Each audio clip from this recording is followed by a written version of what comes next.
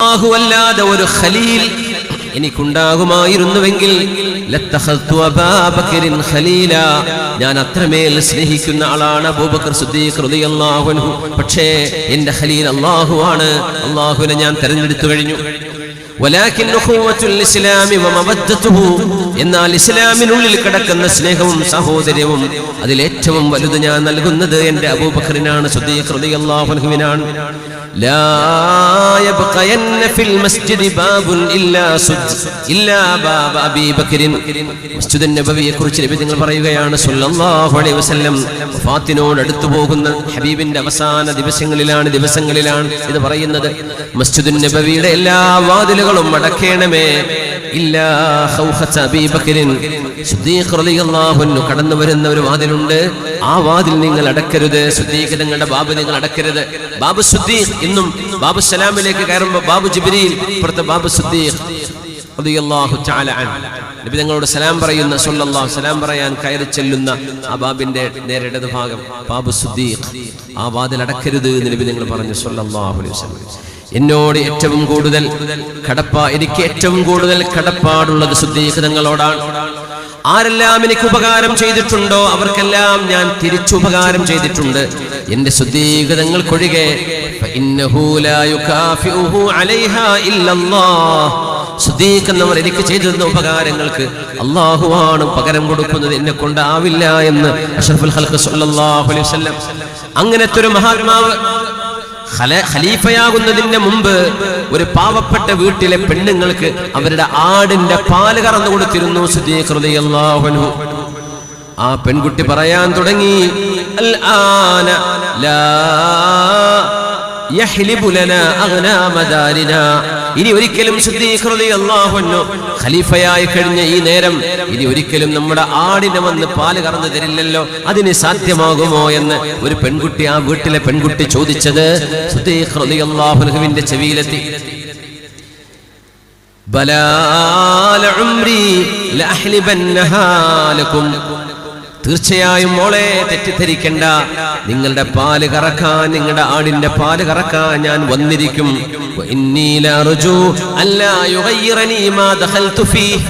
എനിക്ക് ലഭിച്ച ഖിലാഫത്ത് കൊണ്ട് എന്റെ സ്വഭാവം ഒരിക്കലും മാറരുത് എന്നാണ് ഞാൻ വിചാരിക്കുന്നത്.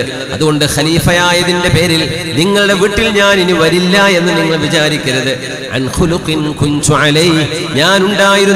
ഞാൻ ചെയ്തു പോന്നിരുന്ന ഒരു നന്മ ഇനി ഒരിക്കലും ഞാൻ ചെയ്യാതെ പോവില്ല. ഇന്നഹും കാനൂ യുസാരിഊന ഫിൽ ഖൈറാത്ത് വയദ്ഊനനാ റഗബൻ വറഹബ വകാനൂ ലനാ ഖാശിഈൻ. ഖലീഫയായതിനു ശേഷം, ഇസ്ലാമിക ലോകത്തിന്റെ അധികാരം കയ്യിൽ കിട്ടിയതിനു ശേഷം പാവപ്പെട്ട ഒരു വീട്ടുകാരുടെ ആടിന് പാല് കറന്നു കൊടുക്കാൻ പോയ സിദ്ദീഖുൽ അക്ബർ റളിയല്ലാഹു അൻഹു ഒരു നന്മയും ബാക്കി വെച്ചില്ല. കാന സബ്ബാഖൻ ഇലൽ ഖൈർ, നന്മയിലേക്ക് ഓടുകയായിരുന്നു സിദ്ദീഖ് റളിയല്ലാഹു അൻഹു. കുടിക്കാൻ വെള്ളം കൊണ്ടുവന്നു കൊടുത്തു സിദ്ദീഖ് എന്നവർക്ക്. പുണ്യനബി തങ്ങൾ വളർത്തിയെടുത്ത ഈ ഉമ്മത്തിന്റെ വ്യക്തിത്വങ്ങളെ നമ്മൾ പരിചയപ്പെടുകയാണ്. വിശുദ്ധ ഖുർആൻ അംബിയാഇനെ പരിചയപ്പെടുത്തിയ പോലെ അഷ്റഫുൽ ഖൽഖ് സല്ലല്ലാഹു അലൈഹി വസല്ലം തങ്ങളുടെ അവിടുത്തെ മദ്രസയിൽ പഠിച്ചു വന്നവരാണ് സ്വഹാബികൾ. അവരെ നമ്മളൊന്നറിയണം. ഈ സ്വഭാവ ഗുണങ്ങൾ നുബുവത്തിന്റെ സ്വഭാവ ഗുണങ്ങളായിരുന്നു. ഹബീബിൽ നിന്ന് പഠിച്ചെടുത്തതാണിത്. നമ്മുടെ നോമ്പും നമ്മുടെ നിസ്കാരവും നമ്മളെ ഒരു നല്ല മനുഷ്യനാക്കിയില്ലെങ്കിൽ പിന്നെ എന്താണ് അതുകൊണ്ട് കാര്യം? സിദ്ദീഖ് റളിയല്ലാഹു തആല അൻഹു കുടിക്കാൻ വെള്ളം വേണമെന്ന് പറഞ്ഞപ്പോ തണുത്ത വെള്ളം ഒരു മൺപാത്രത്തിൽ ഒരു അടിമ സ്ത്രീ പെണ്ണ് കൊണ്ടുപോയി കൊടുത്തപ്പോ സിദ്ദീഖ് റളിയല്ലാഹു അൻഹു ആ വെള്ളത്തിലേക്ക് നോക്കുമ്പോ ഫഇദാ ഹുവ മശൂബുൻ ബിഅസൽ, തേൻ കലക്കിയ വെള്ളമായിരുന്നു അത്. തേൻ കലക്കിയ വെള്ളമാണ്, മധുരമുള്ള വെള്ളമാണ്. സിദ്ദീഖ് റളിയല്ലാഹു അൻഹു ആ പാത്രം കുടിക്കാതെ താഴെ വെച്ചു. എന്നിട്ട് കണ്ണിങ്ങനെ തടവുകയാണ്, കണ്ണുനീരൊലിക്കുന്നുണ്ട്. സ്വഹാബികൾ ചോദിച്ചു, മാ യുബ്കീക യാ ഖലീഫത റസൂലില്ലാഹ്, അല്ലാഹുവിന്റെ റസൂലിന്റെ ഖലീഫയായവരെ നിങ്ങൾ എന്തിനാണ് കരയുന്നത്? സിദ്ദീഖ് റളിയല്ലാഹു അൻഹു ആ നേരം ഒരു സംഭവം പറഞ്ഞു തന്നു. കുൻതു ഇൻദൻ നബി സ്വല്ലല്ലാഹു അലൈഹി വസല്ലം ഫീ മറദിഹി, പുണ്യനബി തങ്ങൾ ലോകത്തോട് വിട പറയാൻ പോകുന്ന അവസാന നിമിഷങ്ങളിൽ ഹബീബിന്റെ വഫാത്ത് നടക്കുന്നതിന്റെ തലേ ദിവസം ഞാൻ ഹബീബിന്റെ അരികത്തിരിക്കുന്നു. ആ നേരത്ത് പുണ്യനബി അവിടുത്തെ കൈകൊണ്ട് ആരെയോ കൈകൊണ്ട് ഇങ്ങനെ വകഞ്ഞു മാറ്റുന്നുണ്ട്. ഇലൈക്കി അന്നി, ഇലൈക്കി അന്നി, ഇലൈക്കി അന്നി, എന്റെ മുമ്പിൽ നിന്ന് പോ, മാറി നിൽക്ക് എന്ന് ആരോടോ നബി തങ്ങൾ പറയുന്നുണ്ട്. ഞാനവിടെ ആരെയും കണ്ടില്ല. ഫലം അറ ശൈഅൻ, ഞാൻ ചോദിച്ചു, യാ റസൂലല്ലാഹ് അറാക തുദാഫിഉ ശൈഅൻ വലാ അറാ മഅക അഹദാ. ആരോടാണ് നബിയെ മാറി നിൽക്കണമെന്നങ്ങ് പറയുന്നത്? ആരോടാ നബിയെ പോ എന്ന് പറയുന്നത്? ഞാനിവിടെ ആരെയും കാണുന്നില്ലല്ലോ എന്ന് പറഞ്ഞപ്പോ ഫഖാലൻ നബി സല്ലല്ലാഹു അലൈഹി വസല്ലം എന്നോട് പറഞ്ഞു, ഹാദിഹി ദുനിയാ തമസ്സലത് ലി ബിമാ ഫീഹാ. ഈ ഭൗതിക ലോകം അതിന്റെ എല്ലാ സുഖസൗകര്യങ്ങളോടും കൂടെ എന്റെ മുമ്പിൽ വന്ന് നിൽക്കുകയാണ്. ഞാൻ ദുനിയാവിനോട് പറഞ്ഞു, ഇലൈക്കി അന്നി, എന്റെ മുമ്പിന്ന് പോ, ഇലൈക്കി അന്നി, എന്റെ മുമ്പിന്ന് പോ എന്ന് പറഞ്ഞു. ഫതനഹത്, ഭൗതികത അതിന്റെ ആർഭാടങ്ങളോടുകൂടെ ഹബീബിന്റെ മുമ്പിൽ വന്ന് പ്രത്യക്ഷമായപ്പോ പുണ്യ റസൂലുള്ളാഹി സ്വല്ലല്ലാഹു അലൈഹി വസല്ലം തങ്ങൾക്ക് അല്ലാഹു സാധ്യമാക്കുന്ന ചില കഴിവുകളുണ്ട്. എങ്ങനെയാണത് സാധ്യമാവുക നമുക്കറിയില്ല. പക്ഷേ പുണ്യനബിക്ക് അത് കാണാൻ കഴിഞ്ഞു. ഇലൈക്കി അന്നി, ഒന്ന് പോ, മാറി നിൽക്ക് എന്ന് പറഞ്ഞപ്പോ ഫതനഹത് വഹിയ തഖൂൽ ഇന്ന ജൗത മിന്നി ലൻ യൻജുവ മിന്നി മൻ ബഅദക. നബിയേ, നിങ്ങൾ എന്നിൽ നിന്ന് രക്ഷപ്പെട്ടാലും നിങ്ങൾക്ക് ശേഷം വരാൻ പോകുന്ന ആളുകൾ എന്നിൽ നിന്ന് രക്ഷപ്പെടാൻ പോകുന്നില്ല എന്ന് പറഞ്ഞുകൊണ്ട് ദുനിയാവ് ഹബീബിന്റെ മുമ്പിൽ നിന്ന് പോകുന്നതിന് ഞങ്ങൾ എന്നോട് പറഞ്ഞു തന്നു എന്ന് സിദ്ദീഖ് റളിയല്ലാഹു അൻഹു മഹാനവർ പറയുന്നു. ഫഖശീതു ബിഹാദൽ മാഇൽ മശൂബ് ബിൽ അസൽ അൻ തകൂന ദുനിയാ ഖദ് ലഹഖത്നി. എനിക്ക് തോന്നിപ്പോയി, ആരോടാണോ നബി ഞങ്ങൾ പോ എന്ന് പറഞ്ഞ് കൈകൊണ്ട് അട്ടിയോടിച്ചത്, ആ ഒരു ദുനിയാവ് ഈ കുടിവെള്ളമായി എന്റെ മുമ്പിൽ മധുരമുള്ള പാനീയമായി വന്നത് ദുനിയാവ് എന്റെ മുമ്പിൽ പ്രത്യക്ഷപ്പെട്ടതാണോ എന്ന് ഞാൻ പേടിച്ചു. ഫദാക അബ്ഖാനി, അതുകൊണ്ടാണ് ഞാൻ കരഞ്ഞത് എന്ന് സിദ്ദീഖ് റളിയല്ലാഹു അൻഹു. സിദ്ദീഖ് റളിയല്ലാഹു അൻഹു പ്രവാചകന്മാർ, അമ്പിയാക്കന്മാർ സ്വർഗ്ഗത്തിൽ കടന്നാൽ പിന്നീട് ആദ്യമായി ഉമ്മത്തിൽ നിന്ന് കടക്കുന്ന ആദ്യത്തെ ഉമ്മച്ചിയാണ് അബൂബക്കർ സിദ്ദീഖ് റളിയല്ലാഹു അൻഹു. ജീവിതം ഇങ്ങനെയായിരുന്നു. അല്ലാഹുവേ اللهم اجعل الدنيا في ايدينا ولا تجعلها في قلوبنا. മഹാന്മാർ ദുആ ചെയ്യുമായിരുന്നു, റബ്ബേ സൗകര്യങ്ങള്, സമ്പത്ത്, കച്ചവടമൊക്കെ വേണം, എന്നാൽ അതൊരിക്കലും ഹൃദയത്തിലേക്ക് തരരുതേ, കൈകളിൽ തന്നാൽ മതി റബ്ബേ എന്ന് പ്രാർത്ഥിക്കുന്നതിന്റെ പൊരുളിതാണ്. സിദ്ദീഖ് റളിയല്ലാഹു അൻഹു ഏറ്റവും വലിയ മുതലാളിയായിരുന്നു. ആയിഷ ബീവിയോട് പറയുന്നുണ്ട്, മോളെ കുൻതു അക്സറൻ നാസി സറാഅൻ വമാലൻ, ഏറ്റവും വലിയ മുതലാളിയായിരുന്നു മോളെ നിന്റെ ഉപ്പയായ ഞാൻ. വഫാത്താകുമ്പോ പറഞ്ഞതാ, മോളെ ഇന്ന് ബാപ്പയുടെ കയ്യിൽ 3 സാധനമേ ഉള്ളൂ. ഒന്ന് ഈ അടിമച്ചക്കൻ, ഒരു ചെറുപ്പക്കാരനെ ചൂണ്ടി പറഞ്ഞു. പിന്നെ പറഞ്ഞു ഹാദൽ വിആ, ഈ പാത്രം, പിന്നെ ഒരു അബാ, ഒരു തോൽപാത്രം, ഒരു തോലിന്റെ ഒരു കഷ്ണമുണ്ട്. ഈ 3 സാധനങ്ങളല്ലാതെ ഒന്നും സിദ്ദീഖിന്റെ കയ്യിലില്ല മോളെ. ഈ 3ഉം ഖലീഫക്ക്, മുസ്ലിമീങ്ങൾക്ക് ഖിദ്മത്ത് ചെയ്യുന്നതിന് പകരം അനുഭവിക്കാൻ അനുവദിക്കപ്പെട്ടത്. അല്ലാഹു അക്ബർ, അല്ലാഹു അക്ബർ.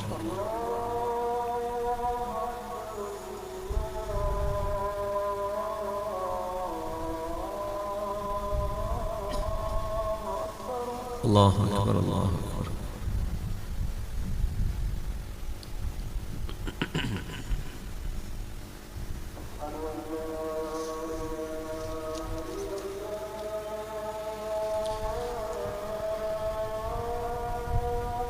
أشهد أن لا إله إلا الله.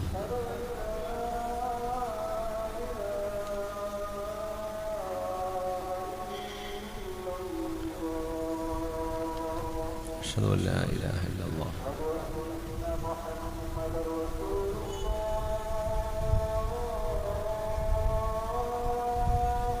أشهد أن محمدا رسول الله.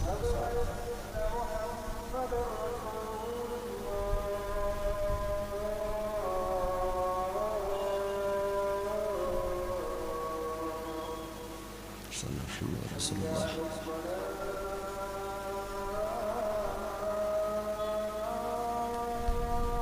لا حول ولا قوة إلا بالله.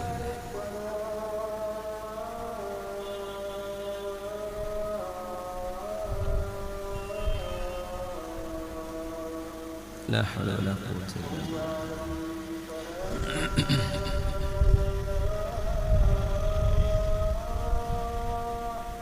لا حول ولا قوة إلا بالله.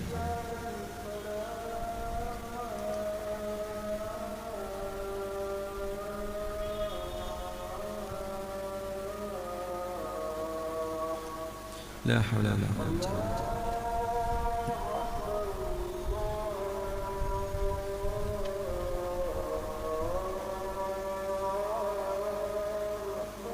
الله أكبر الله أكبر.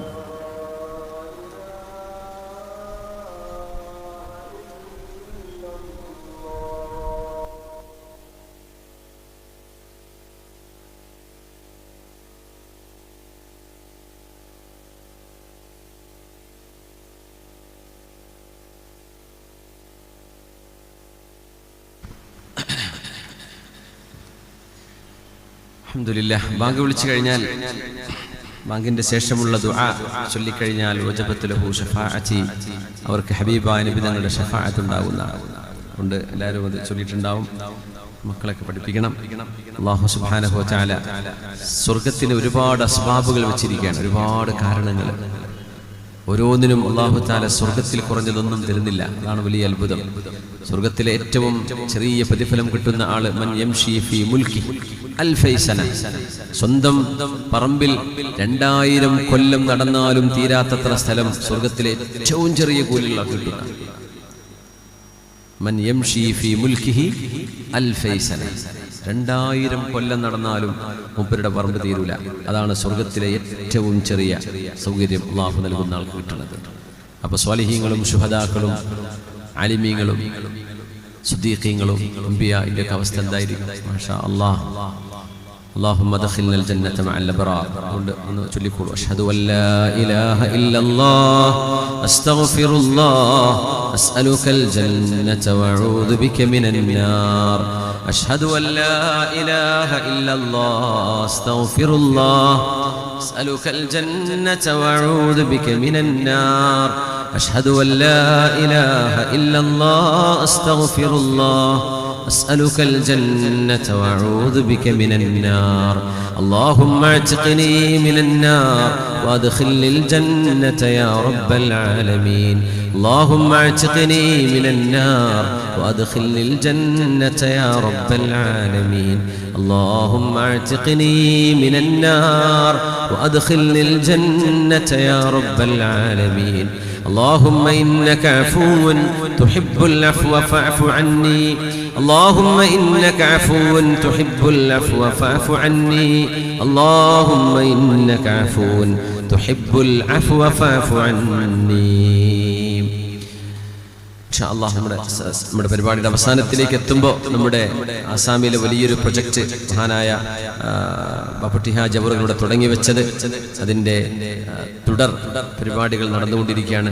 ഇവിടെ 999 ഫെബ്രുവരിയിലാണ് ദാൽഹുദയിൽ ഉറുദു മീഡിയം കോഴ്സ്, അതിൻ്റെ ബാക്കിലെ ബിൽഡിംഗ് ആണ്. 2009 ജൂൺ 10 പുങ്കനൂർ ദാൽഹുദയുടെ ഓഫ് ക്യാമ്പസ് ആരംഭിച്ചു. 2012 സെപ്റ്റംബറിൽ വെസ്റ്റ് ബംഗാളിൽ ദാൽഹുദയുടെ ഒരു ക്യാമ്പസ് വന്നു. 2014 ഓഗസ്റ്റ് 13 ആസാമിൽ ദാൽഹുദയുടെ ബൃഹത്തായ വലിയൊരു ക്യാമ്പസ് വന്നു. 2016 കർണാടകയിൽ ക്യാമ്പസ് വന്നു. 2023 ബോംബെയിലെ ഭീവണ്ടിയിൽ ക്യാമ്പസ് ഓപ്പണാക്കി. ആസാമിൽ ദാൽഹുദയുടെ റെസിഡൻഷ്യൽ ക്യാമ്പസിൽ 384 കുട്ടികളാണ് ഈ വർഷം പഠിക്കുക. അതായത് 2024-25 അധ്യയന വർഷം റമദാൻ കഴിഞ്ഞാൽ 384 കുട്ടികൾ. അവിടെ തന്നെ ഗേൾസ് ഡേ സ്കൂൾ നടക്കുന്നുണ്ട്. 120 വിദ്യാർത്ഥിനികൾ, പെൺകുട്ടികൾക്ക് മാത്രമായ ഡേ കോളേജ്. പ്രീ സ്കൂൾ ഉണ്ട്, 131 വിദ്യാർത്ഥികൾ അതിൽ പഠിച്ചുകൊണ്ടിരിക്കുന്നുണ്ട്. ആസാമിലാകെ ദാറുൽ മേൽനോട്ടത്തിൽ നടക്കുന്ന സംവിധാനത്തിൽ ആസാം, നമ്മളിത് പറയുമ്പോൾ ഇവിടെ നിന്ന് ഒരു 3000 കിലോമീറ്റർ ദുബൈക്കുള്ള ദൂരമുണ്ട്, അതിലേറെ ദൂരമുണ്ട് ആസാമിക്ക് ഇവിടുന്ന്. ദുബൈക്ക് 2700 കിലോമീറ്റർ ഉണ്ട്, അതിലേറെ ദൂരമുണ്ട് ആസാമിലേക്ക്. സുബ്ഹാനല്ലാഹ്. അവിടെ കിടക്കുന്ന ഒരു സ്റ്റേറ്റിന്റെ പരിതാപകരമായ അവസ്ഥയ്ക്ക് മാറ്റം വരുത്തിക്കൊണ്ടാണ് ദാറുൽ പ്രവർത്തിച്ച്. നിങ്ങൾ ആലോചിച്ച് നോക്കി, 635 വിദ്യാർത്ഥികൾ പഠിക്കും. ഇത് ഹാദിയ നടത്തുന്ന സംവിധാനങ്ങൾ വേറെ ഉണ്ട്, ഉദവികൾ അവിടെ ചെയ്തുകൊണ്ടിരിക്കുന്ന സംവിധാനം, അത് ഇതിൽ പെടൂല. അത് സെപ്പറേറ്റ് ആണ്. ഇപ്പൊ ദാൽഹുദയുടെ മേൽനോട്ടത്തിൽ നടക്കുന്ന സംവിധാനങ്ങളാണ് നമ്മൾ പറയാം. ഈ വർഷം അവിടെ ഇൻഷാ അല്ലാഹ് പുതിയ 80 കുട്ടികൾ അവിടെ ചേരുമ്പോൾ ആ 80 വിദ്യാർത്ഥികളെ നമുക്കൊന്ന് സ്പോൺസർ ചെയ്യേണ്ടതുണ്ട്. അതാണ് ഇപ്പോൾ നിങ്ങളോട് പറയാനുള്ളത്. ഇൻഷാ അല്ലാഹ് അവസാനം ഹാദിയ 493 മദ്രസകൾ ആസാമിൽ മാത്രം ചെയ്യുന്നുണ്ട്. ഹാദിയ എന്ന് പറഞ്ഞാൽ ഹുദവികളുടെ കൂട്ടായ്മ. 493 മക്തബ്, നമ്മുടെ മദ്രസക്ക് മക്തബ് എന്നാണ് പറയാം. ഓക്സ്ഫോർഡ് ഇംഗ്ലീഷ് മീഡിയം സ്കൂൾ നടക്കുന്നുണ്ട് അവിടെ. 8 ശരിയ കോളേജ് ഹാദിയന്റെ കീഴിൽ നടന്നുകൊണ്ടിരിക്കുന്നു. 8 കോളേജ് ഹുദവി ഉസ്താദുമാരുടെ നേതൃത്വത്തിൽ. അതിൽ 3 വിമൻസ് കോളേജ്, 5 ബോയ്സ് ക്യാമ്പസ് നടക്കുന്നുണ്ട്. 52 വില്ലേജിൽ സജീവമായ പ്രവർത്തനങ്ങൾ നടന്നുകൊണ്ടിരിക്കുന്നു. പിന്നെ ഇവിടുത്തെ ഇസ്ലാമിക് സെന്റർ എന്നൊക്കെ പറഞ്ഞ പോലെ കമ്മ്യൂണിറ്റി ലേണിംഗ് സെന്റർ SKSSFന്റെ സഹായത്തോടുകൂടെ വളരെ കൂട്ടമായി ഹാദിയയും SKSSFും സംയുക്തമായി 2 കമ്മ്യൂണിറ്റി ലേണിംഗ് സെന്റർ ആസാം സ്റ്റേറ്റിൽ മാത്രം നടത്തിക്കൊണ്ടിരിക്കുകയുണ്ട്. നമ്മൾ അതിലേക്കൊന്നും ഇപ്പോൾ പറഞ്ഞിട്ടില്ലേ. നമുക്ക് വേണ്ടത് ആസാമിലെ നമ്മുടെ മെയിൻ ക്യാമ്പസിൽ ഈ വർഷം ചേരുന്ന 80 വിദ്യാർത്ഥികൾക്കുള്ള ചെലവിലേക്ക് ഇൻഷാ അല്ലാഹ് നമ്മൾ എല്ലാ വർഷവും നമ്മുടെ ഈ മജ്‌ലിസിൽ നിന്ന് വലിയൊരു സംഭാവന ഉണ്ടാവാറുണ്ട്. അത് ഇൻഷാ അല്ലാഹ് ഈ വർഷം 12 കൊല്ലം പഠിക്കുന്ന സ്ഥാപനമാണത്. 12 കൊല്ലത്തെ അവരുടെ വിദ്യാഭ്യാസവും താമസവും ഭക്ഷണമൊക്കെ ഫ്രീ കൊടുത്തുകൊണ്ട് ഒരു നാടിനെ നമ്മൾ ഉയർത്തിക്കൊണ്ടുവരികയാണ്. ഇൻഷാ അല്ലാഹ് അല്ലാഹു വിജയിപ്പിക്കും. നമുക്കൊക്കെ അതിന് ഭാഗ്യം ഉണ്ടെങ്കിൽ അതിന്റെ കൂടെ നിൽക്കാൻ സാധിക്കും. അല്ലാഹു തൗഫീഖ് ചെയ്യട്ടെ. ആമീൻ യാ റബ്ബൽ ആലമീൻ. ആയിഷ ബീവി റളിയല്ലാഹു അൻഹ പിതാവിനെ കുറിച്ച് പറയുന്നു, സിദ്ദീഖ് റളിയല്ലാഹു അൻഹുവിനെ കുറിച്ച്. എന്റെ ഉപ്പ പറയാണ്, മോളെ ഈ 3 എന്റെ കയ്യിലുള്ളൂ. അൽ അബാഅ വൽ വിആ വഹാദൽ ഗുലാം. ഈ ഒരു അടിമയും ഒരു പാത്രവും ഒരു തോലിന്റെ കഷ്ണവും. ഞാൻ മരിച്ചാൽ ഇത് വേഗം ഉമർ ഇബ്നുൽ ഖത്താബ് റളിയല്ലാഹു അൻഹുവിന്റെ കൈകളിൽ കൊണ്ടുപോയി വെക്കണം. അപ്പോഴേക്കും ഖിലാഫത്തിന്റെ ചർച്ച നടന്നു കഴിഞ്ഞിട്ടുണ്ടായിരുന്നു. സിദ്ദീഖ് വഫാത്താകുമ്പോൾ തന്നെ സിദ്ദീഖ് റളിയല്ലാഹു അൻഹുവിന്റെ വഫാത്ത് നടന്ന ഉടനെ അവിടുത്തെ പ്രിയപ്പെട്ട മകൾ അഷ്റഫുൽ ഖൽഖിന്റെ പ്രിയപ്പെട്ട ഭാര്യയായിരുന്ന നമ്മുടെ ഉമ്മുൽ മുഅ്മിനീൻ ആയിഷത്തു സിദ്ദീഖ റളിയല്ലാഹു അൻഹാ, ഈ 3 സാധനങ്ങളും ഹബീബായ പുണ്യനബിയുടെ ഖലീഫ വഫാത്തായിരിക്കുകയാണ്. സ്വന്തം ഉപ്പയാണ് വഫാത്തായിരിക്കുന്നത്. ഉമർ റളിയല്ലാഹു അൻഹുവിന്റെ കൈകളിൽ കൊണ്ടുപോയി ഏൽപ്പിച്ചപ്പോൾ ഉമർ റളിയല്ലാഹു അൻഹു കരഞ്ഞുകൊണ്ട് പറഞ്ഞു പോയി, റഹമുല്ലാഹു അബാ ബക്രിൻ ലഖദ് അത്അബ മൻ ബഅദഹ. സിദ്ദീഖ് റളിയല്ലാഹു അൻഹുവിനെ അല്ലാഹു റഹ്മത്ത് ചെയ്യട്ടെ. ശേഷം വരാൻ പോകുന്നവരെ മുഴുവനും സിദ്ദീഖ് എന്നവർ തളർത്തിക്കളഞ്ഞല്ലോ. ആർക്കാണ് സിദ്ദീഖ് എന്നവരെ അവരെ പോലെ ആകാൻ കഴിയുന്നത്?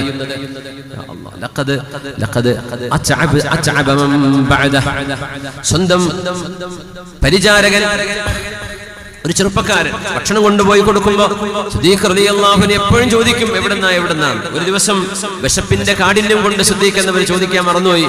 ആ ഭക്ഷണം കഴിച്ചതിന് ശേഷം ചോദിച്ചു, എവിടുന്നാ ഈ ഭക്ഷണം? അപ്പം അവൻ പറഞ്ഞു, തകഹൻതു ലിറജുലിൻ ഫിൽ ജാഹിലിയ്യ. ഞാൻ ജോത്സ്യപ്പണി ചെയ്തിട്ടുണ്ടായിരുന്നു ജാഹിലിയത്തിൽ, ഇസ്ലാമിലേക്ക് വരുന്നതിന്റെ മുമ്പ്. പ്രവചിക്കുക, കൈരേഖാ ശാസ്ത്രമൊക്കെ പറയില്ലേ, കൈരേഖ പറയാ, രാശി പറയാ. ഇസ്ലാമിന്റെ ശരീഅത്തിൽ അത് ഹറാമാണ്. من أتى كاهنا أو عرافا فصدقه ما يقول فقد كفر بما أنزل على محمد صلى الله عليه وسلم. ഏതെങ്കിലും ഒരു കൈരേഖക്കാരന് കൈ കാണിച്ചു കൊടുക്കുകയോ രാശി ചോദിച്ച് എന്റെ ഭാവി എന്താണെന്ന് ഒരാളോട് ചോദിച്ചറിയുകയോ ചെയ്ത് ആ പറയുന്നത് ഒരാൾ വിശ്വസിക്കുകയും ചെയ്താൽ അള്ളാഹുവിന്റെ റസൂലിന് അള്ളാഹു ഇറക്കിക്കൊടുത്ത ദീനിൽ അയാൾ കാഫിറാണ് എന്ന് റസൂലുള്ളാഹി സ്വല്ലല്ലാഹു അലൈഹി വസല്ലം. ഇനി പറഞ്ഞു, വലം യുസദ്ദിഖുഹു, ഒരാൾ വെറുതെ കൈരേഖ വെറുതെ നോക്കുക, ഇയാൾക്ക് അറിയോ എന്റെ ഭാവിന്റെ കഴിഞ്ഞ കാലൊക്കെ പറയാൻ കഴിയോ, ഇയാൾക്ക് എത്രത്തോളം വിവരമുണ്ട് എന്ന് പരീക്ഷിക്കാൻ വേണ്ടി വെറുതെ ചോദിച്ചു. വെറുതെ തമാശക്ക് വെറുതെ ഒരു രാശി നോക്കി. അത് തേളും പാമ്പൊക്കെ ഉണ്ടാവും അതില്. ഏതാണ് എന്റെ രാശി എന്നൊക്കെ അറിയാൻ വേണ്ടി ഒരുത്തൻ ചെയ്ത് വെറുതെ ഒന്ന് നോക്കി, രസത്തിന് വേണ്ടിയിട്ട്. ലം തുഖ്ബൽ ലഹു സ്വലാത്തു 40 യൗം, 40 ദിവസത്തെ ആ മനുഷ്യന്റെ നിസ്കാരം അല്ലാഹു സ്വീകരിക്കില്ലെന്ന് റസൂലുള്ളാഹി സ്വല്ലല്ലാഹു അലൈഹി വസല്ലം. അത്ര ഗൗരവമുള്ള വിഷയം, നമ്മുടെ ഖളാ ഖദറിലെ ഈമാനിനെ ബാധിക്കുന്ന വിഷയമാണ്. അല്ലാഹുവിന്റെ ഖളാഉം ഖദറുമാണ് ഇവിടെ നടക്കുന്നത് എന്ന് വിശ്വസിക്കുന്ന ഈമാൻ കാര്യത്തിൽ 6ാമത്തെ റുക്നാണത്. അതാണ് നഷ്ടപ്പെടുന്നത്. അതുകൊണ്ടാണ് ഇത് ചെയ്യാൻ പാടില്ല എന്ന് പറയുന്നത്. സിദ്ദീഖ് ഞങ്ങൾ ചോദിച്ചു, എവിടുന്നാണ്? അപ്പം പറഞ്ഞു, സിദ്ദീഖ് എന്നവരെ മുസ്ലിമാകുന്നതിന് മുമ്പ് ഞാൻ ഒരാളോട് ജോത്സ്യപ്പണി ചെയ്തു കൊടുത്തിരുന്നു. ഒരാൾക്ക് ആളിനെ കണ്ടുമുട്ടി അങ്ങാടിയിൽ. എന്നോട് പറഞ്ഞു, നീ ആ പറഞ്ഞില്ലേ അതുപോലെ നടന്നു കേട്ടോ, എന്റെ സന്തോഷത്തിന് ഇതാന്ന് പറഞ്ഞ് എനിക്ക് കുറച്ച് കാശ് തന്നു. ഞാൻ അതുകൊണ്ട് വാങ്ങിച്ച പൈസയാണ്, അതുകൊണ്ട് വാങ്ങിച്ച ഫുഡാണ്, ഭക്ഷണമാണെന്ന് പറഞ്ഞപ്പോ മഹാനായ സിദ്ദീഖ് റളിയല്ലാഹു അൻഹു വായിലേക്ക് കൈയിട്ടുകൊണ്ട്, നീ എന്നെ നശിപ്പിച്ചല്ലോ, തങ്ങൾ പറഞ്ഞ വാക്ക്, നീ എന്നെ നശിപ്പിച്ചല്ലേ. എന്നിട്ട് വായിലേക്ക് വിരലിട്ടിട്ട് ഛർദിച്ച് തളർന്നിരിക്കുമ്പോ കൂടുതൽ ആൾക്കാർ ചോദിച്ചു,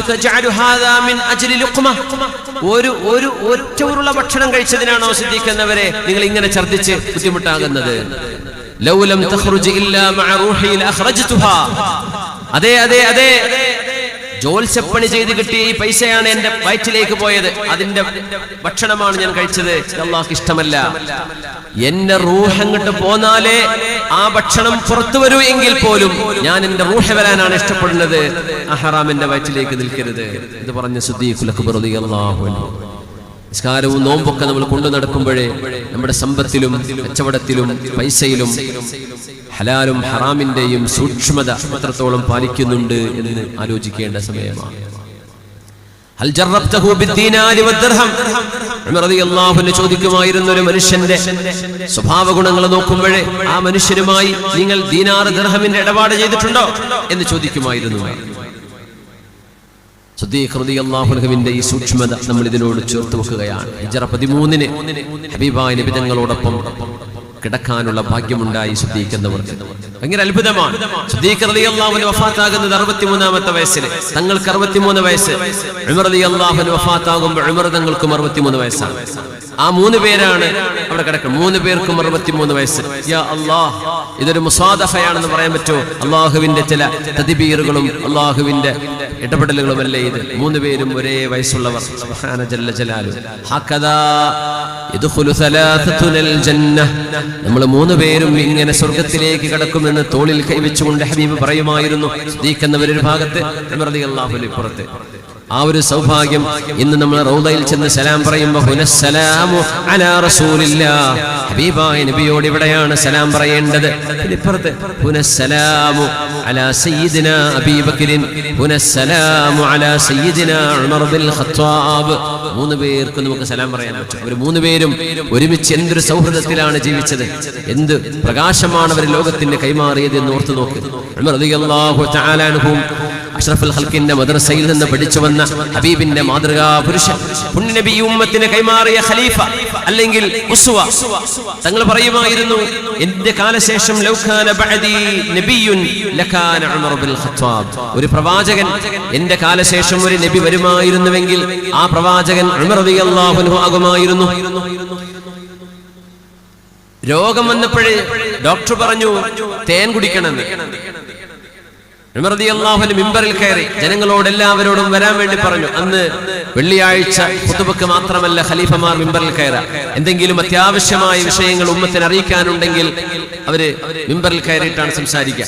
ഉമർ തങ്ങൾ മിമ്പറിൽ കയറി, ജനങ്ങളെ, ഞാൻ രോഗിയാണ്, എന്നോട് ഡോക്ടർ പറഞ്ഞു ചികിത്സയായിട്ട് തേൻ കുടിക്കണം എന്ന് പറഞ്ഞിട്ടുണ്ട്. എന്റെ കയ്യിൽ തേനില്ല. മുസ്ലിമീങ്ങളുടെ ഖസാനയിൽ ഒരൽപ്പം തേനുണ്ട്. നിങ്ങൾ എല്ലാവരും എനിക്ക് സമ്മതം തന്നാൽ ഞാനത് കുടിക്കാം. ജനങ്ങൾ കരഞ്ഞുകൊണ്ട് പറഞ്ഞു, ഉമറേ, ഞങ്ങൾ നിങ്ങൾക്ക് സമ്മതം നൽകിയിരിക്കുന്നു, എന്നാ ഞാൻ കുടിച്ചേക്കാം എന്ന് പറഞ്ഞ് മിമ്പറിൽ നിന്ന് ഇറങ്ങിയിട്ടാണ് മരുന്ന് കുടിക്കാൻ വേണ്ടി പോകുന്നത്. എന്തേ? ഇത് ഉമ്മത്തിൻ്റെതാണ്. മഹാനായ ബാപ്പുട്ടി ഹാജി അവറുകൾ ഇവിടെ കടന്നുപോയ ആ കാൽവെപ്പുകൾ ഇപ്പോഴും ഈ മണ്ണെന്ന് മാഞ്ഞിട്ടില്ല. ദാൽഹുദയ്ക്ക് വേണ്ടി ലക്ഷങ്ങൾ കൊടുക്കുന്ന ആൾക്കാരുണ്ട്. അജയരെ, ഒരു 2 ദിവസത്തിന് തിരുമറിക്ക് ഒരു 15 ലക്ഷം എടുക്കുമോ? നാളെ തന്നെ ഇറക്കാം. ആരായി ചോദിക്കണത്? ദാൽഹുദയ്ക്ക് ആവശ്യമാകുമ്പോൾ 5-10 ലക്ഷം കൊടുക്കുന്ന ആൾക്കാർ. ഒരു ചെറിയൊരു പ്രയാസം വരുമ്പോ ഒരു ചെറിയൊരു 2 ദിവസത്തേക്ക് വേണ്ടി ഒന്ന് തിരുമറി. അജയര് പറയുന്ന വാക്കെന്താ? പറ്റൂല. ഇവിടെ കിടക്കുന്നത് ദാൽഹുദയ്ക്ക് വേണ്ടി നൽകപ്പെട്ട അമാനത്താണ്. ഇത് തിരുമറിക്ക് തരാൻ പറ്റൂല. യാ അല്ലാഹ്. സിദ്ദീഖ് റളിയല്ലാഹു അൻഹുവിന്റെയും ഉമർ റളിയല്ലാഹു അൻഹുവിന്റെയും ഉസ്മാൻ തങ്ങളുടെയും അലിയാർ തങ്ങളുടെയും മാതൃകയെ നിങ്ങൾ അല്ലു അലൈഹാ ബിൻ നവാജിദി, നിങ്ങളുടെ അണപ്പല്ലുകളെ കൊണ്ട് കടിച്ചു പിടിക്കണം, എങ്കിലേ ആഖിർ സമാനിൽ രക്ഷപ്പെടാൻ കഴിയൂ എന്ന് റസൂലുള്ളാഹി സ്വല്ലല്ലാഹു അലൈഹി വസല്ലം തങ്ങൾ പറയുമായിരുന്നു. വല്ലാത്ത മാതൃകയാണ്.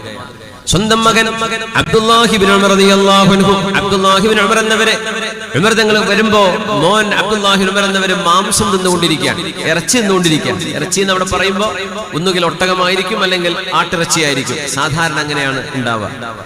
അപ്പൊ ചോദിച്ചു, മോനെ, മാ ഹാദൽ ലഹം, നീ എന്താ മാംസം കഴിക്കുകയാണോ എന്ന് ചോദിക്കുന്നു ഉമർ റളിയല്ലാഹു അൻഹു. അപ്പൊ പറഞ്ഞു, ഒരു വിഷമത്തോടുകൂടെ വാപ്പാന്റെ മുമ്പിൽ പേടിച്ചിട്ട് പറഞ്ഞു, ഇഷ്തഹൈതുഹു,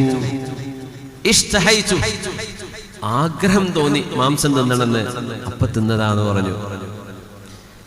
ഈ ഒരു സംഭവം നടക്കുമ്പോൾ ഉമർ റളിയല്ലാഹു അൻഹു പറഞ്ഞൊരു മറുപടി എനിക്ക് തോന്നുന്നു നമ്മൾ നോമ്പ് നോറ്റ സമയത്ത് മനസ്സിലാക്കാൻ ഏറ്റവും നല്ലത്, പൊതുജീവിതത്തിൽ നമുക്ക് ഏറ്റവും അറിയേണ്ടത്.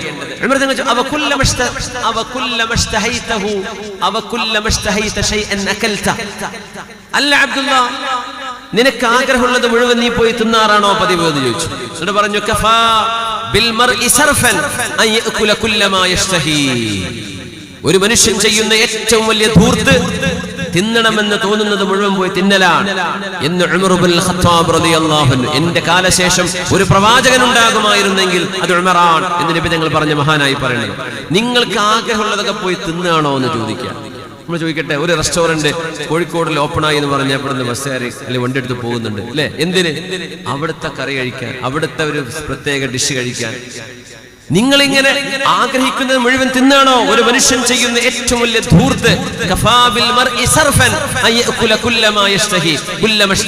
ഒരു മനുഷ്യൻ ആഗ്രഹിക്കുന്നത് മുഴുവൻ പോയി തിന്നുന്നത് തന്നെ ഏറ്റവും വലിയ ധൂർത്താണ്. ഇന്നൽ മുബദ്ദിരീന കാനൂ ഇഖ്വാന ശയാത്തീൻ, അവർ പിശാചിന്റെ കൂട്ടുകാരാണെന്ന് ഖുർആൻ പറയുന്നത്. യാ അല്ലാഹ്, ആഗ്രഹിക്കണ മുഴുവൻ പോയി വിശന്നാ പോയി ഭക്ഷണം കഴിക്കണം. ഇതല്ല, വിശന്നിട്ടല്ല. എവിടെയെങ്കിലും ഒരു പുതിയ റെസ്റ്റോറന്റ് ഓപ്പൺ ആയത് ഫുഡ് ബ്ലോഗർമാരെ ഫോളോ ചെയ്യാം. അപ്പൊ അവരുടെ ബ്ലോഗിൽ എന്താണുള്ളത്, എവിടെയാ തുറന്നത്, എവിടെയൊക്കെയാ നല്ല ഭക്ഷണം, ഇത് നോക്കിയിട്ട് നടക്കാം. അതൊരു ഹരം. അതിനുവേണ്ടി പെട്രോൾ ഒഴിച്ച് ഡീസൽ അടിച്ച് ഓടുകയാണ്. സമയവും അധ്വാനവും പൈസയും ഒക്കെ എന്തിന്? ഭക്ഷണം കഴിക്കുക എന്ന മനുഷ്യന്റെ ഒരു ശഹവത്തിന് വേണ്ടി മനുഷ്യൻ കിടന്ന് ഓടുന്ന ഓട്ടം, ഇത് ഇന്നത്തെ കാലഘട്ടത്തിൽ പറയേണ്ട ഒരു വിഷയമല്ലേ?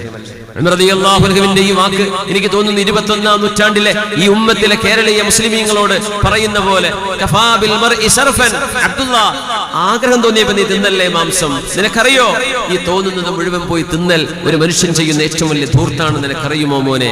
ആരോടായി പറഞ്ഞു കൊടുക്കുന്നത്?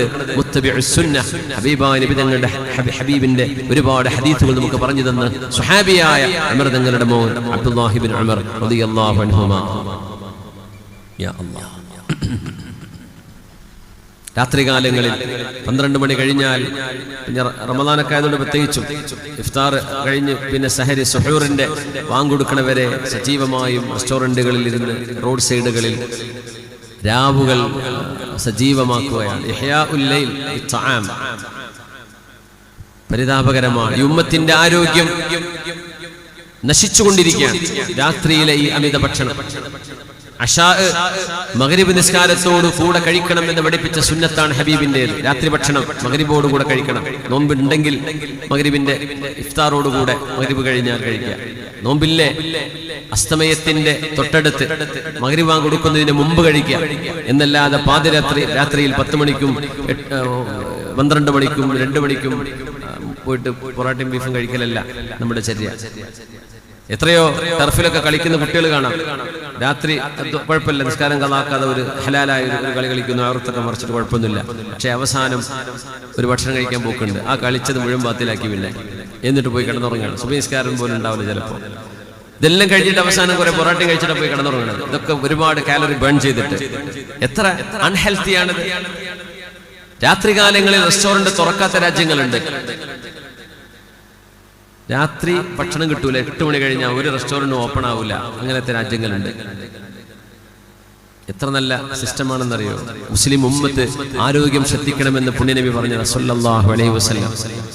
എന്നിട്ട് നമ്മൾ നശിപ്പിക്കാൻ ഭക്ഷണം ഒരു ലഹരിയായി കൊണ്ടു നടക്കുക. കഫാ ബിൽ മർഇ സർഫൻ അൻ യഅകുല കുല്ലമ ഇഷ്തഹാ, ഒരു മനുഷ്യൻ ആഗ്രഹിക്കുന്നത് മുഴുവൻ പോയി തിന്നുന്നത് ഒരാൾ ചെയ്യുന്ന ഏറ്റവും വലിയ ധൂർത്താണെന്ന് ഉമർ ഇബ്നുൽ ഖത്താബ് റളിയല്ലാഹു അൻഹു. കുടിക്കാൻ തേൻ കലക്കിയ വെള്ളം ഉമർ റളിയല്ലാഹു അൻഹുവിന്റെ മുമ്പിൽ വന്ന സംഭവമുണ്ട്. ഇന്നഹു ലതയ്യിബുൻ, ഇത് എത്ര മധുരമുള്ളതാണ്, രുചിയുള്ളതാണ്. ലാകിന്നനി അസ്മഉല്ലാഹ നഅ അലാ ഖൗമിൻ ബിസബബി ശഹവതിഹിം, അല്ലാഹു ചില ആളുകളെ അവരുടെ ഭക്ഷണ പ്രേമം കൊണ്ടോ മറ്റോ അല്ലാഹു അവരെ ആക്ഷേപിച്ചത് ഞാൻ കാണുന്നു വിശുദ്ധ ഖുർആനിൽ. അദ്ഹബതും തയ്യിബാതികും ഫീ ഹയാതികുമുദ് ദുനിയാ വസ്തംതഅതും ബിഹാ ഫഅഖാഫു അൻ തകൂന ഹസനാതുനാ ഉജ്ജിലത് ലനാ. അതുകൊണ്ട് ഈ ഭൗതികത നമ്മൾ ആസ്വദിക്കുമ്പോൾ നാളെ പരലോകത്തിന്റെ അല്ലാഹുവിന്റെ പ്രതിഫലം കുറഞ്ഞു പോകുമോ എന്ന് ഞാൻ ഭയപ്പെടുന്നു. അതുകൊണ്ട് ഞാൻ കുടിക്കുന്നില്ല എന്ന് പറഞ്ഞ ഉമർ ഫാറൂഖ് റളിയല്ലാഹു അൻഹു സിദ്ദീഖ് തങ്ങൾ കരഞ്ഞുകൊണ്ട് പറഞ്ഞു.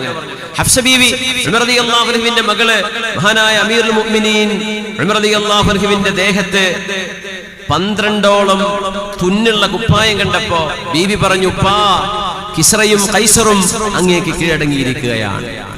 റോമൻ പേർഷ്യൻ സാമ്രാജ്യങ്ങൾ ഉമർ റളിയല്ലാഹു അൻഹുവിന്റെ കീഴിലാണ് വന്നിരിക്കുന്നത്.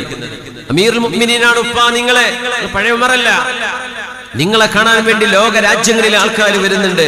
നിങ്ങൾ ഈ 12 തുന്നുള്ള ഈ കുപ്പായിട്ടൊക്കെ നിൽക്കുമ്പോ മോശല്ലേ, ഒരു നല്ല കുപ്പായം ഞാൻ തരട്ടെയോ ഉപ്പാ എന്ന് ഹഫ്സ ബീവി റളിയല്ലാഹു അൻഹ ഉമർ റളിയല്ലാഹു അൻഹുവിന്റെ മകളും അല്ലാഹുവിന്റെ റസൂലിന്റെ ഭാര്യയും നമ്മുടെ ഉമ്മയുമായ ഹഫ്സ ബിൻത് ഉമർ റളിയല്ലാഹു അൻഹ പാപ്പയോട് ചോദിച്ച ഒരു ചോദ്യം. ആ ചോദ്യം മഹദി ചോദിച്ചതുകൊണ്ട് ഒരുപാട് അറിവുകൾ നമുക്ക് ലഭിച്ചു. ഉമർ റളിയല്ലാഹു അൻഹു പാപ്പയായ ഉമർ റളിയല്ലാഹു അൻഹു മോളോട് ചോദിക്കുകയാണ് കരഞ്ഞുകൊണ്ട്, ഹൽ ശബിഅ റസൂലുള്ളാഹി സ്വല്ലല്ലാഹു അലൈഹി വസല്ലം മിൻ ഖുബ്സി ശഈരി 3 അയ്യാം. മോളെ, ഹബീബിന്റെ കൂടെ ജീവിച്ച മോളല്ലയോ നീ, ഹബീബിന്റെ ഭാര്യയല്ലയോ ഹഫ്സ? ഹൽ ശബിഅ റസൂലുള്ളാഹി സ്വല്ലല്ലാഹു അലൈഹി വസല്ലം മിൻ ഖുബ്സി ശഈരി 3 അയ്യാം.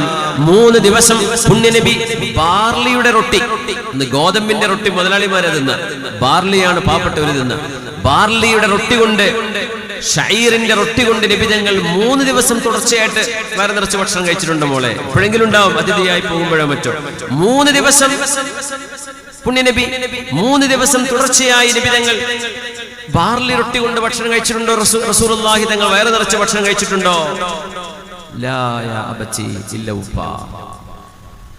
ഔ ജമഅ ബൈന അശാഇൻ വഗദാഇൻ ഹത്താ ലഹിഖ ബില്ലാഹ്.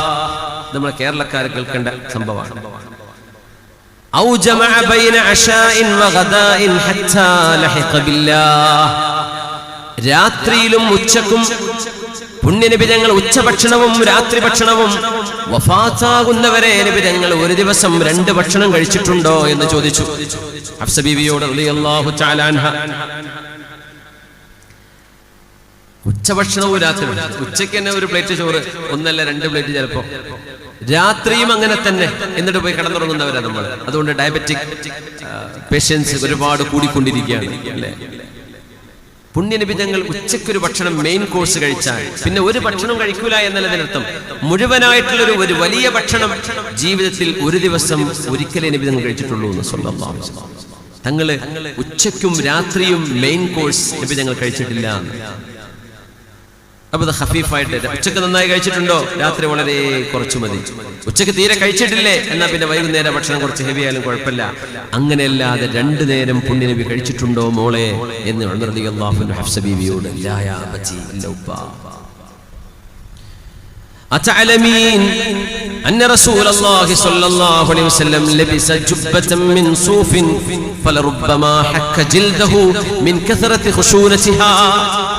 മോളെ, 12 തുന്നുള്ള എന്റെ ഈ വസ്ത്രം ഇതഴിച്ചു മാറ്റണം എന്ന് നീ എന്നോട് പറയുമ്പോ പുണ്യനബി തങ്ങൾ പരുത്തിയുടെ പരുപരുത്ത വസ്ത്രം ധരിച്ചത് ഓർമ്മയുണ്ടോ? ഹബീബിന്റെ തോൽ പോലും അവിടുത്തെ ഹബീബാ നബി തങ്ങളുടെ പരിശുദ്ധമായ ശരീരത്തിൽ പോലും അടയാളങ്ങൾ വീഴുമാർ പരുപരുത്ത വസ്ത്രമായിരുന്നില്ലേ മോളെ നിന്റെ ഹബീബ്, എന്റെ ഹബീബ് ധരിച്ചിരുന്നത്?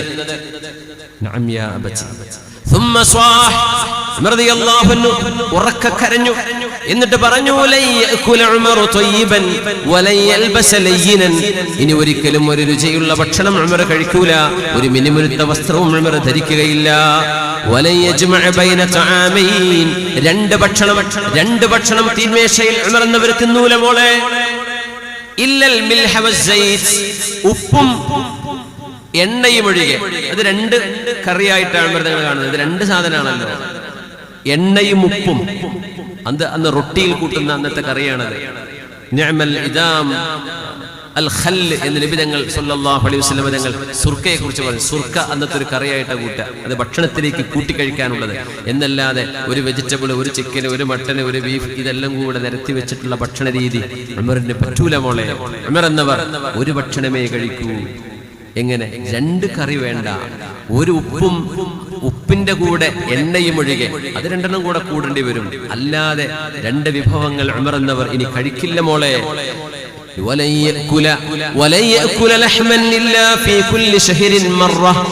എല്ലാ ഓരോ മാസത്തിലും ഒരു തവണയെ ഞാൻ മാംസം കഴിക്കുകയുള്ളൂ. ഇതെങ്ങനെയാണെന്നറിയോ? ഉസ്വതൻ ബിസ്വാഹിബൈ الرسول صلى الله عليه وسلم وابي بكر. എന്റെ രണ്ട് കൂട്ടുകാരായ അബൂബക്കർ എന്നവരും സിദ്ദീഖ് റളിയല്ലാഹു അൻഹും അഷ്റഫുൽ ഖൽഖ് തങ്ങളും അവർ രണ്ടുപേരും അങ്ങനെയായിരുന്നു. മാസത്തിൽ ഒരു ദിവസമാണ് മാംസം കഴിച്ചത്. അതുകൊണ്ട് ഇനി മുതൽ മോളെ ഉമറും അങ്ങനെ തന്നെ ജീവിക്കുകയുള്ളൂ. അതുകൊണ്ട് വാപ്പയോട് ഇത് മാറ്റാൻ പറയല്ല മോളെ. അഷ്റഫുൽ ഖൽഖിൽ നിന്ന് ഞങ്ങൾ കണ്ടുപിടിച്ചത് ഇങ്ങനെയാണ്, മാസത്തിൽ ഒരു ദിവസം മാംസം കഴിക്കുക. നമ്മൾ പെരയിലുള്ളവർ മുഴുവൻ ഇറങ്ങിപ്പോകും. അങ്ങനെയാണെങ്കിൽ അവർ നിയമം കൊണ്ടുവന്നാൽ കുട്ടികൾക്ക് ഏത് ഡിഷിന്റെ കൂടെയും മാംസമില്ലാതെ തിന്നാൻ പറ്റാത്ത അവസ്ഥ. മാംസം മാസത്തിൽ ഒരിക്കലേ നിബിധങ്ങൾ തിന്നിട്ടുള്ളൂ എന്ന് ഉമർ തങ്ങൾ സാക്ഷ്യപ്പെടുത്തുന്നത് റളിയല്ലാഹു അൻഹു. സുദ്ദീഖ് എന്നവരും അങ്ങനെയാണ്.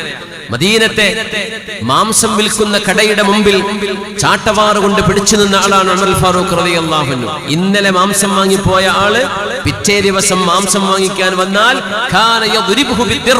ഉമർ എന്നവരെ ചാട്ടവാറ് കൊണ്ട് അടിക്കുമായിരുന്നു. നീ 2 ദിവസം തുടർച്ചയായി മാംസം കഴിക്കാണോ എന്ന് പറഞ്ഞ് ആട്ടി ഓടിക്കുന്നു. ഉമർ റളിയല്ലാഹു അൻഹു ഫുഡ് ഇൻസ്പെക്ടർ ആയിരുന്നു, അവിടുത്തെ കമാൻഡറാണ്, അവിടുത്തെ ഖാദിമാണ്, അവിടുത്തെ അമീറാണ്, ഖലീഫയാണ്, പോലീസാണ്, പട്ടാളമാണ്, എല്ലാമാണ് ഉമർ റളിയല്ലാഹു അൻഹു. മാഷാ അല്ലാഹ്. ലൗ യകും മിൻ ബഅദി നബിയ്യുൻ ലകാന ഉമർ. എനിക്ക് ശേഷം ഒരു പ്രവാചകൻ വരുമായിരുന്നുവെങ്കിൽ അത് ഉമർ തങ്ങളാകുമായിരുന്നു എന്ന് റസൂലുള്ളാഹി സ്വല്ലല്ലാഹു അലൈഹി വസല്ലം തങ്ങൾ പറഞ്ഞു. ഉമർ അൽ ഫാറൂഖ് റളിയല്ലാഹു അൻഹു ഹബീബിനെ കൊല്ലാൻ വേണ്ടി പോകുമ്പോഴല്ലേ ഹിദായത്തിന്റെ വെളിച്ചം ഖൽബിലേക്ക് അല്ലാഹു നൽകുന്നത്. വല്ലാത്തൊരു അത്ഭുതമാണ്. ഫാറൂഖ് റളിയല്ലാഹു അൻഹു ഇറാഖിലെങ്ങാനും ഒരു ഒട്ടകം കാലിടറി വീണുപോയാൽ മദീനയിലുള്ള എന്നോട് അല്ലാഹു അത് ചോദിക്കും, എന്തുകൊണ്ട് ഉമറേ ജനങ്ങൾക്ക് വഴി സൗകര്യം ചെയ്തു കൊടുത്തില്ല, മൃഗങ്ങൾക്ക് നടക്കാനുള്ള വഴി എന്തുകൊണ്ട് നീ ശരിയാക്കി കൊടുത്തില്ലെന്ന് എന്നോട് ചോദിക്കുമോ? ഉസ്മാനു ദുന്നൂറൈൻ, 2 പ്രകാശങ്ങളുടെ ഉടമയായ ഹബീബിന്റെ 2 മക്കളെ വിവാഹം ചെയ്ത ഉസ്മാൻ ഇബ്നു അഫ്ഫാൻ റളിയല്ലാഹു അൻഹു ഹബീബ് വളർത്തിയെടുത്ത ഈ ഉമ്മത്തിന്റെ ഉസ്വയാണ്, മാതൃകയാണ്. റുഖയ്യ ബീവിയെ കല്യാണം കഴിച്ചു ഉസ്മാൻ തങ്ങൾ. ബദർ യുദ്ധം നടക്കുമ്പോൾ ഉസ്മാൻ റളിയല്ലാഹു അൻഹു ബദരിയല്ല. എന്തുകൊണ്ട് ബദറിൽ പോകാൻ പറ്റിയില്ല? ഭാര്യയായ ഹബീബിന്റെ മോൾ റുഖയ്യ ബീവിക്ക് സുഖമില്ലായിരുന്നു. അപ്പൊ തങ്ങൾ പറഞ്ഞു, റുഖയ്യ ബീവിയെ നിങ്ങൾ പരിചരിച്ചോളൂ. ബദർ യുദ്ധത്തിന്റെ വിജയം കഴിഞ്ഞ് റസൂലുള്ളാഹി തങ്ങൾ തിരിച്ചു വരുമ്പോ കേൾക്കുന്നത് സങ്കടമുള്ള വാർത്തയാണ്, റുഖയ്യ ബീവി വഫാത്തായി. വഫാത്തായി കഴിഞ്ഞതിന് ശേഷം നബി തങ്ങൾ അടുത്ത മോളെ കല്യാണം കഴിച്ചെടുത്തു, ഉമ്മു കുൽസൂം ബീവിയെ റളിയല്ലാഹു തആല അൻഹ. ഉമ്മു കുൽസൂം ബീവി ഉസ്മാൻ തങ്ങളുടെ അടുത്ത് തന്നെ വഫാത്തായി. അപ്പൊ നാട്ടുകാർ മുഴുവൻ പറയാൻ തുടങ്ങി, മൂപ്പർക്ക് കല്യാണം കഴിച്ചെടുത്ത ആ കുട്ടി മരിക്കും, അതുകൊണ്ട് ആ പെരീക്കിന് കല്യാണം കഴിച്ചു കൊടുക്കണ്ട. ഇത് ഹബീബിന്റെ ചെവിയിലെത്തി. തങ്ങൾ പറഞ്ഞു, എന്റെ മക്കളൊക്കെ തീർന്നു, എന്റെ മക്കളൊക്കെ കല്യാണം കഴിച്ചു പോയി. സൈനബ് ബീവി പോയി, ഫാത്തിമ ബീവി പോയി, പിന്നെ റുഖയ്യ ബീവി, ഉമ്മു കുൽസൂം എന്നിവർ വഫാത്തായി. 4 പെൺകുട്ടികളാണ്. എനിക്കൊരു പെൺകുട്ടി എങ്ങാനും ബാക്കിയുണ്ടായിരുന്നുവെങ്കിൽ ഉസ്മാൻ, ആ മോളെ ഞാൻ ഉസ്മാൻ നിങ്ങൾക്ക് തന്നെയാണ് കല്യാണം കഴിച്ചു കൊടുക്കുക. ജനങ്ങളിൽ അന്ധവിശ്വാസം തീർക്കാൻ വേണ്ടി തങ്ങൾ പറഞ്ഞതാണ് സ്വല്ലല്ലാഹു അലൈഹി വസല്ലം.